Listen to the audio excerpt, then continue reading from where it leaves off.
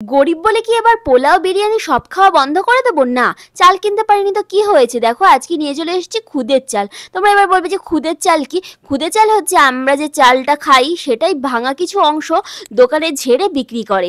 আমি এখানে এখন চিকেন নিয়ে নিয়েছি, লবণ, এখানে দিয়ে দিলাম দই, সাথে বিরিয়ানি মশলা, একটু লঙ্কা গুঁড়ো, এরপরে দিয়ে আমি গোলাপ জল আর সাথে একটু কেওড়া জল দিয়ে এটাকে ভালোভাবে ম্যারিনেশন করে মাখিয়ে নিচ্ছি চিকেনটাকে।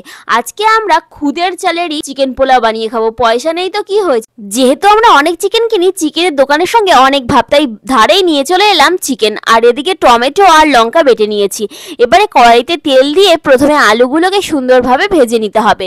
লাল লাল করে ভেজে নিয়েছি, এবারে তুলে নিলাম। এটা খেতে কেমন হয়েছে তোমাদের তো জানাবোই। দেখো তেলের মধ্যে অল্প ঘি দিয়ে দিলাম গরম মশলা, তেজপাতা ফোড়ন আর দিয়ে দিলাম পেঁয়াজ কুচি। এবারে ভালোভাবে এটাকে ভেজে নিচ্ছি। তোমরা কারা কারা খুদের চাল খেয়েছো এবং কারা কারা খুদের চালের পোলাও বা বিরিয়ানি রান্না করে খেয়েছো সেটা কিন্তু কমেন্টস করতে একদমই ভুলো না। দিয়ে দিয়েছিলাম নুন, দিয়ে ভালোভাবে নাড়িয়ে নিলাম। একটু চিনি দিয়ে দিলাম স্বাদ মতন। চিনিটা আমরা একটু পছন্দ করি চিকেনে, আর দিলে টেস্টটাও একটু অন্যরকম হয়। দেখো পেঁয়াজগুলো সুন্দর একদম ব্রাউন কালারে ভাজা হয়ে গেছে। এবারে দিয়ে দিলাম আদা রসুন বাটা, দিয়ে ভালোভাবে নেড়ে চেড়ে এটাকেও ভেজে নিচ্ছি।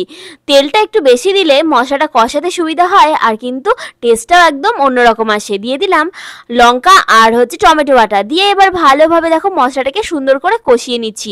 সুন্দরভাবে মশলা যেন কাঁচা গন্ধ এক ফোঁটাও না থাকে। আর এটাতে কিন্তু আমরা একদমই হলুদ ব্যবহার করব না, এক ফোঁটাও হলুদ ব্যবহার করা যাবে না। ম্যারিনেশন করে রেখেছিলাম চিকেনটা প্রায় 2 ঘন্টা মতন। এবারে চিকেনটাকে দিয়ে দিলাম। চিকেনটাকে দিয়ে ভালোভাবে এবারে নেড়ে চেড়ে কষতে থাকবো। এই চিকেনটা যত সুন্দরভাবে কষা হবে তত কিন্তু ভালো হবে। খুব বেশি কষার প্রয়োজন নেই, এটাকে 10 থেকে 15 মিনিট এইভাবে কষিয়ে নিতে হবে। দেখো সুন্দর কষানো হয়ে গেছে আর এদিকে কিন্তু আমাদের তেলটাও ছেড়ে এসেছে। মশলাটা এত সুন্দরভাবে কষানো হয়েছিল, মশলা কিন্তু কাঁচা গন্ধ একদমই ছিল না। এবারে চালটা ভালোভাবে ধুয়ে নিয়েছি, ভিজিয়ে রেখেছিলাম 1 ঘন্টা মতন, দেখতেই পেলে তোমরা। তো এটা এবার চালটাকে আমি জল ঝরিয়ে নিয়েছি, একদম শোকানোর প্রয়োজন নেই, শুধু জলটা ঝরিয়ে আমি এখানে দিয়ে দিলাম। দেওয়ার পরে এটাকে ভালোভাবে এবারে 15 মিনিট আমি ভেজে নেব, যেন সুন্দরভাবে প্রত্যেকটা চালের গায়ে মশলাটা সুন্দর ঢুকে যায় আর সুন্দরভাবে ভাজা হয়। এরকম ভাবে 15-20 মিনিট মতন ভেজে নিয়ে আমি একদম পাশে গরম জল চাপিয়ে দিচ্ছি, সেই গরম জলটা দিয়ে দেবো। তার আগে যে ভাজা আলুগুলো দিয়েছিলাম সেগুলোকে দিয়ে দিচ্ছি। যতটা চাল নিয়েছিলাম তার ডবল আমি এখানে জল নিয়ে নিয়েছি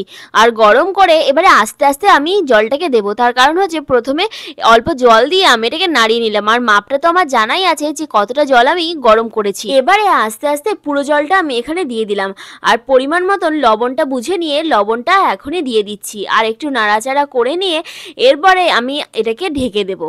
জলটা ফুটে আসলে এটাকে ঢেকে দিলাম, আর এবারে এটাকে লো আঁচে রান্না করলাম। তারপর দেখো জলটা যখন শুকিয়ে এলো, অল্প আমি দিয়ে দিলাম কেওড়া জল, গোলাপ জল, আর সাথে একটু মিঠা আতর ছিটিয়ে দিলাম। দেওয়ার পরে এটাকে আরও 5 মিনিটের জন্য ঢেকে এভাবে রেখে দিলাম। তৈরি হয়ে গেল আমাদের খুদের চালের চিকেন পোলাও। কেমন হয়েছে দেখতে তোমরাই কমেন্টস করে জানাও। দেখো কত সুন্দর লাগছে না? এটা যখন ঠান্ডা হয়ে যাবে কিন্তু পুরো ঝরঝরে একদম ভাতের মতন হয়ে যাবে। দেখো কত সুন্দর লাগছে দেখতে। চলো এবারে খাওয়া যাক নাকি? খেয়ে তোমাদেরকে জানাই যে কেমন হয়েছে। আর জাস্ট তোমাদেরকে কি বলবো, মুখে দিতে না দিতে সেই যে একটা অ্যারোমা, ফ্লেভার, ও আমার মনটাকে জাস্ট কেড়ে নিল। মনেই হচ্ছিল না যে খুদের চাল দিয়ে আমি এই চিকেন পোলাওটা বানিয়েছি। চিকেনটা তো অসাধারণ টাইপসের সফট হয়েছিল, তার কারণ দইয়ে যেহেতু এটাকে ম্যারিনেশন করে রাখা হয়েছিল আর প্রত্যেকটা মশলা সুন্দরভাবে একদম চিকেনের ভেতর ঢুকে গেছে। আর একদম রান্না হতে না হতেই কড়াই থেকে নামিয়েই আমি বসে পড়েছিলাম খেতে। ছিল প্রচুর পরিমাণে গরম, আমি খাবো না ভাঙবো কি করব বুঝতেই পারছিলাম না। তোমাদেরকেও বলবো তোমরা একবার খুদের চালের এভাবে পোলাও বানিয়ে খেয়ে দেখো, তোমাদের কেমন লাগে কমেন্টস করে জানিও। আশা করছি তোমাদের সবার ভালো লাগবে। খুদের চাল কিন্তু দোকানে কিনতে পাওয়া যায়। আর হ্যাঁ, তোমাদের আমার ভিডিওগুলো কেমন লাগছে সেটা কিন্তু কমেন্টস করতে একদমই ভুলো না।